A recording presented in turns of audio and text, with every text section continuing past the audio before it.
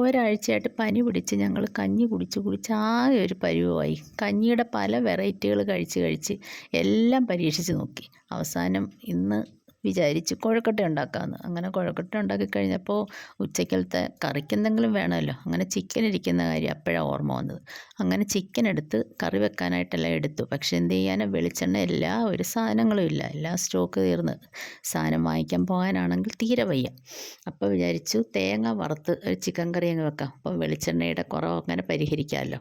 അങ്ങനെ തേങ്ങയെല്ലാം വറുത്ത് അതിലേക്ക് ആവശ്യമുള്ള ചിക്കൻ മസാലകൾ, പെരിഞ്ജീരകം, കറുവപ്പട്ട അങ്ങനെ എല്ലാം കൂടെ ചേർത്ത് വറുത്ത്, മുളക് പൊടി എല്ലാം കൂടി ഇട്ട് വറുത്ത് നല്ലതുപോലെ മിക്സിയിൽ അരച്ചെടുത്ത്, പിന്നെ സവാള, പച്ചമുളക്, ഇഞ്ചി, വെളുത്തുള്ളി എല്ലാം കൂടി ഇട്ട് എല്ലാം മിക്സ് ചെയ്ത് ചിക്കനും ഇട്ട് അടുപ്പിൽ വെച്ച് നല്ലതുപോലെ വറ്റിച്ചെടുത്ത് നല്ല സൂപ്പർ ചിക്കൻ കറി. അപ്പോൾ പിടിയിരിപ്പുണ്ടല്ലോ, അത് ഈ ചിക്കനുമായിട്ടൊരു പിടി പിടിച്ചു. പിന്നെ ഉച്ചക്കലത്തേക്ക് ചിക്കൻ കറി മതി.